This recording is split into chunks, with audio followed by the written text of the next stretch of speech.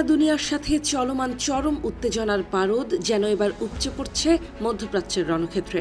Hormuz প্রণালীর নিয়ন্ত্রণ আর কৌশলগত ভবিষ্যৎ নিয়ে ওয়াশিংটন ও তেহরানের মধ্যকার এই স্নায়ুযুদ্ধ এখন এক চূড়ান্ত মোড় নিয়েছে।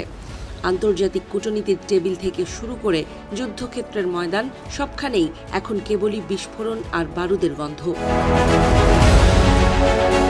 ইরানি পররাষ্ট্র মন্ত্রণালয়ের মুখপাত্র ইসমাইল বাঘাই এক জরুরি ব্রিফিংয়ে স্পষ্ট জানিয়ে দিয়েছেন যে ওমানের মধ্যস্থতায় তেহরানের যে আলোচনা চলছে তা সম্পূর্ণ দ্বিপক্ষীয়।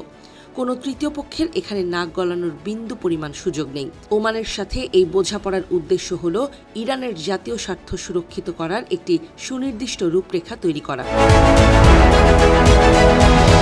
মার্কিন প্রেসিডেন্ট ডোনাল্ড ট্রাম্পের সাম্প্রতিক সেই দাবির তীব্র প্রতিবাদ জানিয়েছে তেহরান। ট্রাম্প সামাজিক যোগাযোগ মাধ্যমে দাবি করেছিলেন যে ইরান একটি চুক্তির জন্য অনুরোধ করেছে এবং হরমুজ প্রণালী খুলে দিতে রাজি হয়েছে। তবে ইরানের রাষ্ট্রীয় বার্তা সংস্থা ফার্স্ট নিউজ এজেন্সির বরাত দিয়ে তেহরান সাফ জানিয়ে দিয়েছে এই দাবি সম্পূর্ণ বানোয়াট ও ভিত্তিহীন। বাঘাই আরও স্পষ্ট করে বলেছেন যে হরমুজ প্রণালী পুনরায় আগের অবস্থায় আর কোনো দিনই ফিরে যাবে না। মার্কিন নৌবাহিনীর অবৈধ অবরোধের ফলেই এই জলপথটি বন্ধ হয়েছে। বর্তমান সমঝোতা অনুযায়ী প্রণালীর ভবিষ্যৎ ব্যবস্থাপনার ভার কেবল ইরানের হাতেই ন্যস্ত থাকবে, যা আঞ্চলিক দেশগুলোর সাথে আলোচনার মাধ্যমেই নির্ধারিত হবে। যুক্তরাষ্ট্রের তরফ থেকে আসা যে কোনো সামরিক হুমকির মুখে তেহরান এক চুলও পেছাবে না বলে হুঁশিয়ারি উচ্চারণ করেছেন বাকারি। তিনি পাকিস্তানের ও তুরস্কের কূটনীতিকদের সাথে তেহরানের বৈঠকের প্রসঙ্গ টেনে সতর্ক করে বলেছেন, মার্কিন যুক্তরাষ্ট্র যদি ইরানের জ্বালানি বা কৌশলগত অবকাঠামোয় সামান্যতম আঘাত হানে তবে তার লেলিহান শিখা গোটা অঞ্চলে ছড়িয়ে পড়বে। ইতোমধ্যেই মার্কিন সেনাবাহিনীর ওপর এই যুদ্ধের বড় ধরনের প্রভাব পড়তে শুরু করেছে।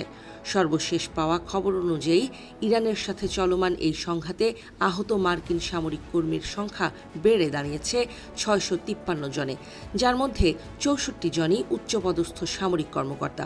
ওয়াশিংটনের টানা 2 বছরের হুমকি আর চাপ যে উল্টো তাদেরকেই ব্যাকফুটে ঠেলে দিয়েছে বর্তমান পরিস্থিতি তারই এক নির্মম প্রমাণ।